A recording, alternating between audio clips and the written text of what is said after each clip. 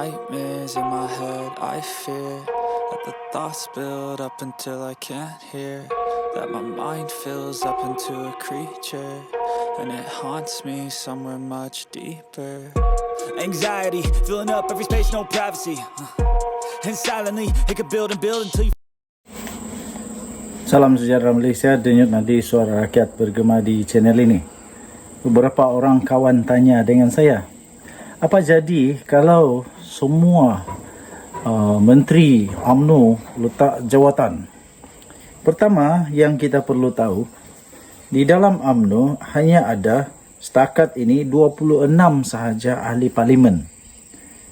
Dengan belas kasihan, bukan belas kasihan lah, tak elok lah kot pakai belas kasihan. Dengan rasa amat bertanggungjawab, Datuk Seri Anwar Ibrahim tetap juga memberikan jawatan-jawatan kepada mereka, walaupun hanya 26 saja ahli parlimen di dalam kerajaan. Agak sedikit tu sebenarnya. Dan walaupun begitu, UMNO tetap dapat jawatan timbalan Perdana Menteri, Menteri Pertahanan, dan banyak lagi menteri-menteri kanan.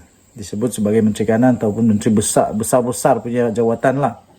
Jadi untuk kita bahas, jika 26 ahli parlimen UMNO, termasuk semua menteri-menteri UMNO keluar daripada UMNO, kita harus dulu memahami bahawa siapa yang berkuasa dan komposisi terkini di dalam parlimen Malaysia yang membentuk kerajaan perpaduan.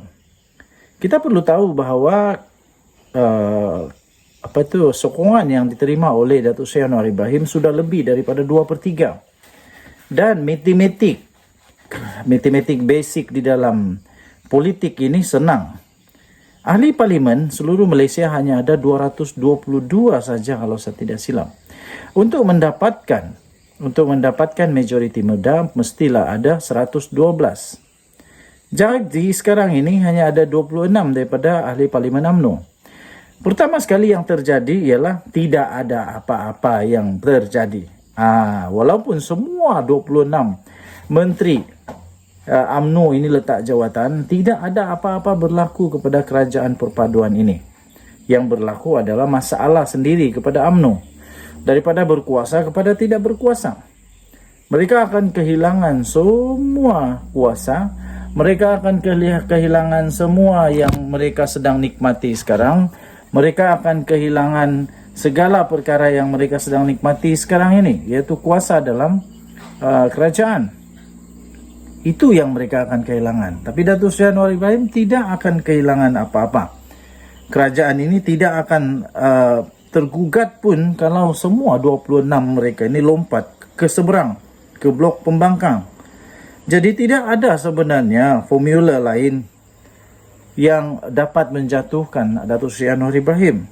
Ramai orang menyangka kalau UMNO keluar daripada kerajaan perpaduan, habislah Anwar Ibrahim. Tidak. Yang dapat manfaat bukan Anwar Ibrahim. Bukan Anwar Ibrahim, tapi seluruh rakyat pun akan dapat manfaat rasanya. Tapi tidak ada manfaat lah. Tidak ada manfaat kepada UMNO, BN kalau mereka keluar. Jadi parti dalam Pakatan Harapan yang untung kalau mereka keluar, sebab semua akan diisi oleh orang-orang di dalam Pakatan Harapan. Jadi yang dapat habuannya adalah Pakatan Harapan lah. Jadi saya tidak fikir kalau betul-betul ahli-ahli UMNO, MP UMNO ini mahu lompat ke seberang. Sebab kalau ditambah dengan keadaan terkini ini pun, iaitu 26 ini tambah semua MP di dalam blok pembangkang, belum pun cukup 112 orang. 26 orang tambah dengan berapa orang saja, belum sampai 100. Belum sampai 100 pun. Jadi siapa lagi yang mau mereka pujuk untuk bentuk kerajaan? Tidak ada sudah. Okey, jadi spekulasi untuk menyatakan bahawa 26 MP daripada UMNO ini keluar saya rasa tidak masuk akal dan mungkin tidak akan berlaku. Kerana tidak ada apa-apa manfaat untuk UMNO jika keluar daripada ini kerajaan perpaduan. Saya rasa kalau mereka mau keluar pun ialah pada hampir-hampir PRU atau pada PRU 16 akan datang. Itu pun kalau mereka mau. Sebab pada PRU 16 akan datang ini belum tentu lagi UMNO sudah kuat. Mungkin belum kuat. Jadi persoalan tentang menteri-menteri keluar letak jawatan daripada kerajaan perpaduan saya fikir tidak menjadi masalah untuk Datuk Seri Anwar Ibrahim. Dan pada hemat saya lebih baik jangan pujuklah. Kalau mereka mau keluar biar pihak depa lah. Biar pihak depa sebab masih ada cukup majoriti untuk Datuk Seri Anwar Ibrahim. Cuma saja mungkin tidak lagi 2/3 lah, itu saja. Okey, boleh tinggalkan komen. Denyut Nadi Suara Rakyat bergema di channel ini. Bye-bye.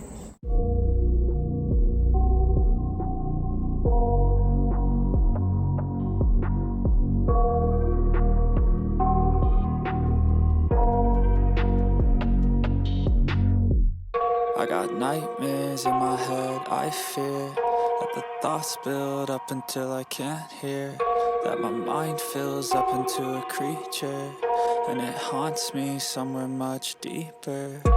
Anxiety, filling up every space, no privacy, and silently, it could build and build until you... Salam sejahtera Malaysia. Denyut Nadi Suara Rakyat bergema di channel ini. Sah, disahkan dan paling sah. Disahkan dan paling sah. Benda ni sudah berlaku. Disahkan dan tidak boleh disangkal lagi. Benda ni memang sudah berlaku. Tidak dapat disangkal, benda ni sudah berlaku. Jadi menangis darah macam mana pun, benda ni sudah berlaku. Ya, nangis darah kah, nangis air mata kesedihan macam mana pun, benda ni sudah berlaku. Tidak boleh disangkal lagi. Perkara ini sudah berlaku. 5 MP bersatu menyatakan sokongan kepada Datuk Seri Anwar Ibrahim, Perdana Menteri Malaysia. Di dalam kepimpinan, di dalam polisi kerajaan, mereka menyokong Datuk Seri Anwar Ibrahim. Jadi bersatu, Muhyiddin Yassin menangis darah lagi lah. 5 orang MP bersatu sokong Perdana Menteri. Ini belum selesai. Ini belum selesai. Walaupun sudah 5 MP bersatu sokong Anwar Ibrahim, ini belum selesai. Dikabarkan berita-berita kabar angin laut timur brown barat, angin utara kah, angin timur kah, angin lah, apapun jenis angin sedang bertiup menyatakan bahawa ini belum selesai. Ini belum selesai dan pasti ada sambungan dia lagi. Pasti ada sambungan lagi. Pasti ada episod seterusnya lagi. Persoalannya ialah siapa dan bila yang seterusnya. Bila itu bukan sebenarnya persoalan, sebab bila-bila pun tidak kisahlah. Tapi siapa itu paling penting lah. Ada sudah angin-angin menyatakan boleh sudah ada pembayang lah, macam-macam lah. Tapi pada hemat saya, pembayang itu hanya pembayang. Pembayang itu hanya pembayang dan jadi pembayang selagi belum sah, selagi itu pembayang itu hanya pembayang saja. Okey. Jadi saya fikir kena tunggulah. Kena tunggu siapa seterusnya. Dan saya bolehlah sahkan kerajaan Anwar ini tidak akan tumbang. Tidak akan tumbang kecuali Tuhan izinkan. Kalau Tuhan izinkan, tumbang tetap tumbang. Macam mana hebat pun kerajaan itu, kalau Tuhan tidak izinkan untuk tumbang, dia tetap tidak akan tumbang. Dan Nadi, Suara Rakyat bergema di channel ini. Bye-bye.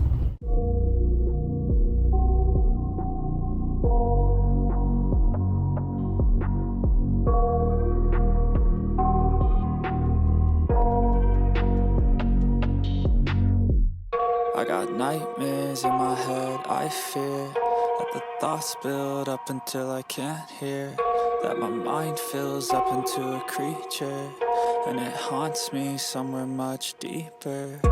Anxiety, filling up every space, no privacy.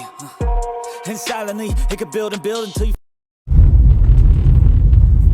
Salam sejahtera Malaysia. Denyut Nadi, Suara Rakyat bergema di channel ini. Nampaknya Isyam Jalil pun sudah kena jangkit dengan gagal matematik agaknya. Kerana apa? Tiba-tiba dia kata ada teori ataupun ya ada satu perkara yang baru dia sebutkan yang tidak masuk akal, tapi tidak pasti kenapa tiba-tiba dia sebut begitu. Yaitu dia kata Barisan Nasional atau UMNO boleh membentuk kerajaan bersama PAS. Kamu tidak ingatkah dulu Muafakat Nasional itu? Sekarang mau bentuk apa? Kerajaan bersama? Tidak serik-serik lagi kah Muafakat Nasional itu? Bukankah Muafakat Nasional itu dulu hampir berjaya, tapi akhirnya gagal? Aduh, kenapa gagal? Sebab waktu itu pemimpin UMNO, ramai pemimpin UMNO kata PAS main dua kolam. PAS sekejap main dengan Bersatu, sekejap main dengan UMNO. Jadi UMNO kata PAS main dua kolam. Jadi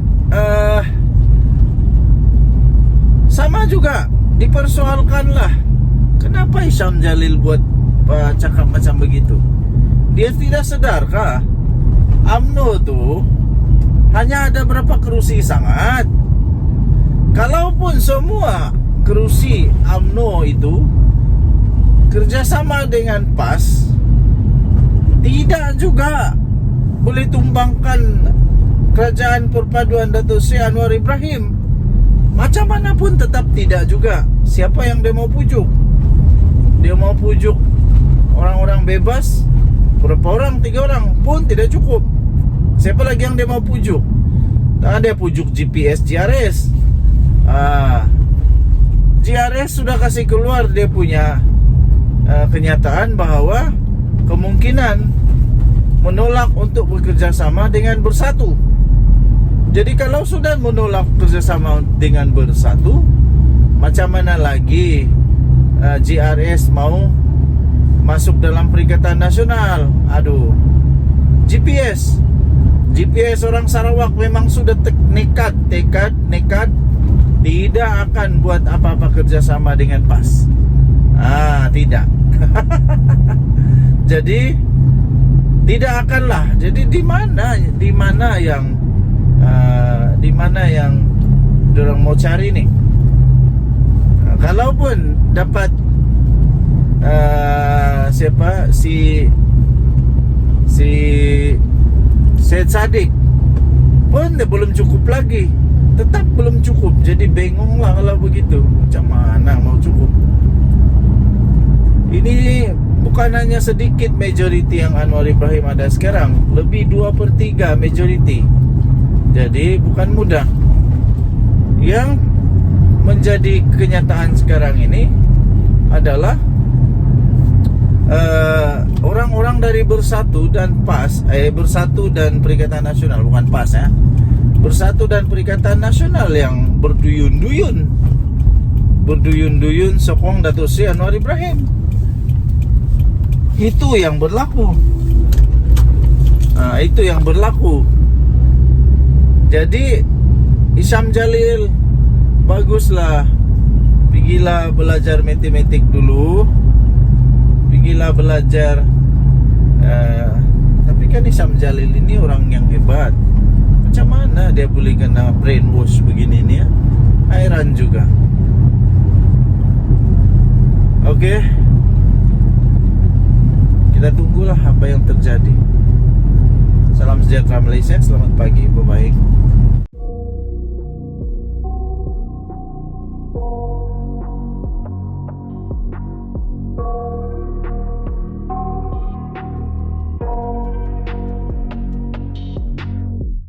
I got nightmares in my head, I fear that the thoughts build up until I can't hear, that my mind fills up into a creature, and it haunts me somewhere much deeper.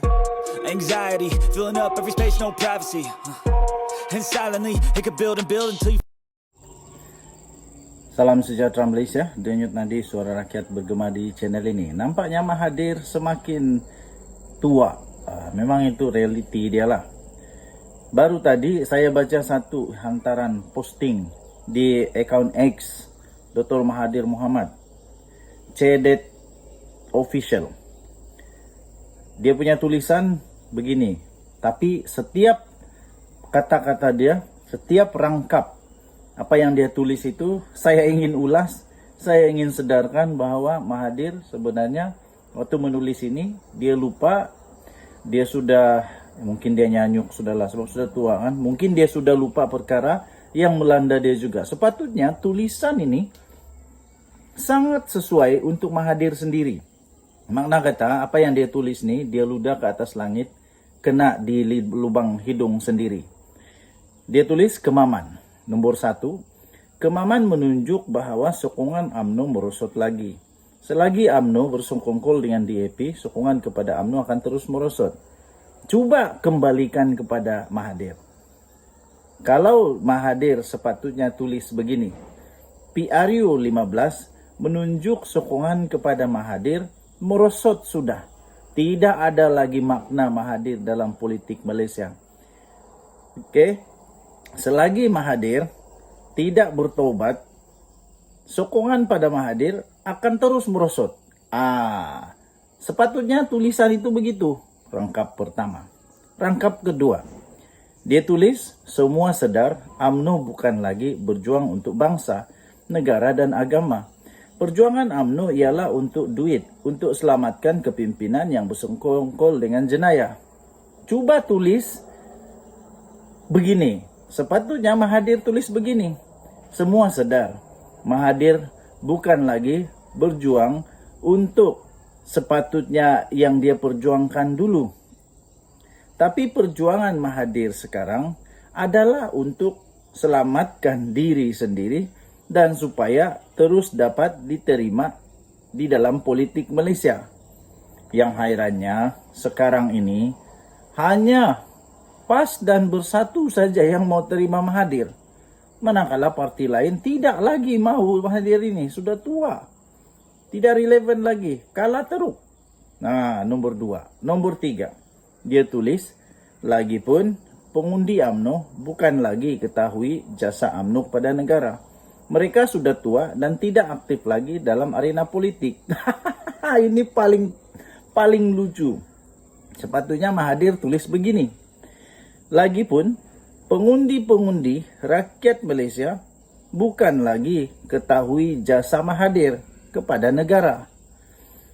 Mahathir sudah tua dan sepatutnya tidak lagi perlu aktif dalam arena politik.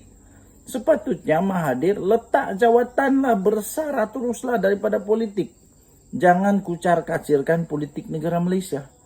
Ini sekarang tahun 2023 sudah Mahathir. Tahun 2023 sudah. Wawasan 2020 kamu tuh di mana sudah?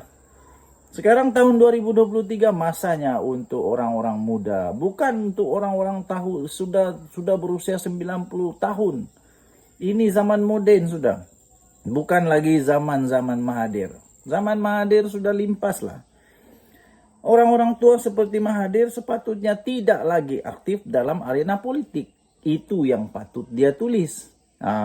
Seterusnya, nomor 4, Mahathir tulis, pengundi muda dibesar setelah negara maju. Mereka berpendapat memanglah negara maju sehingga penuh dengan pencakar langit. Peranan UMNO memajukan negara dari kemiskinan dahulu sehingga separuh maju sekarang tidak disedari oleh mereka. Nah betul lah nih, pengundi muda sekarang telah dibesarkan di negara maju. Bukan lagi zaman Mahathir. Mereka berpendapat memanglah negara maju sehingga penuh dengan pencakar langit. Betul ini. Peranan Mahathir memajukan negara dari kemiskinan dulu tidak lagi disedari oleh orang muda. Betul. Buktinya Mahathir kalah semua. GTA kalah teruk, memalukan. Bagus lagi UMNO. Ada 26. 26 ke 30? Tidak apalah, kita kasih diskon sedikit bagi 30 lah. Tidak apalah, kita kasih diskon. Dapat lebih daripada 20. Mahathir dapat apa? Nah, orang muda memang tidak mau Mahathir sudah. Betul itu Mahathir, betul lah. Betul lah bahwa orang muda sekarang tidak lagi menyadari dan sudah lupakan Mahathir. Mahathir patut sedar. Ini bukan zaman dia lagi. Rasanya Mahathir waktu dia tulis ini dia separuh sedar kot. Separuh sedar. Sehingga terkena diri sendiri. Semua yang ditulis itu sepatutnya kena kepada dia. Nomor 5. Mahathir tulis, dalam PRU 16, UMNO akan hapus sama sekali. Yang boleh selamat UMNO ialah pemisahan dari DAP dan kembali kepada perjuangan untuk bangsa, negara dan agama. Pemimpin yang usang perlu digugurkan dan masalah Melayu perlu diperjuangkan semula, khusus berkenaan kemiskinan orang Melayu. Ini pun kena dengan Mahathir, sebiji kena dekat kepala Mahathir. Dalam PRU 16, Mahathir dah tak ada lagi. Confirm. Dah tak ada lagi dalam radar politik Malaysia. Itu kalau dia belum meninggal dunia lah. 4 tahun dari sekarang, Mahathir akan berusia 102 tahun.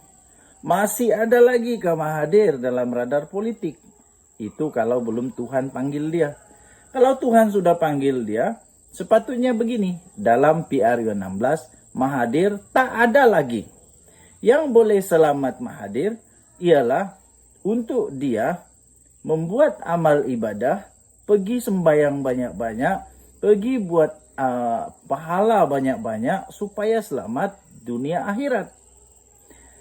Pemimpin yang usang, orang tua macam Mahathir perlu digugurkan serta-merta. Jangan lagi ikut politik Malaysia. Sudahlah, cukup-cukuplah. Ini bukan zaman Mahathir lagi. Ini bukan zaman kepimpinan Mahathir lagi yang sudah cukup tua. Otaknya bukan otak moden. Ini otak Mahathir sudah otak tua nih. Sudah, kalau orang Sabah bilang bekarat sudah. Dan masalah Melayu perlu diperjuangkan semula. Betul, ini saya setuju. Tapi ayat terakhir perenggan ini, nomor 5 ini, saya tidak setuju. Khusus berkenaan kemiskinan orang Melayu. Saya pikir orang Melayu sekarang tidak lagi ramai yang miskin. Semua sudah maju. Semua sudah maju, pendidikan anak-anak sudah tinggi dan berdaya saing sudah. Mahathir terlalu memandang rendah kepada orang Melayu saya rasa. Mahathir terlalu underestimate orang Melayu. Sepatutnya Mahathir perlu memuji orang Melayu, bukan underestimate orang Melayu.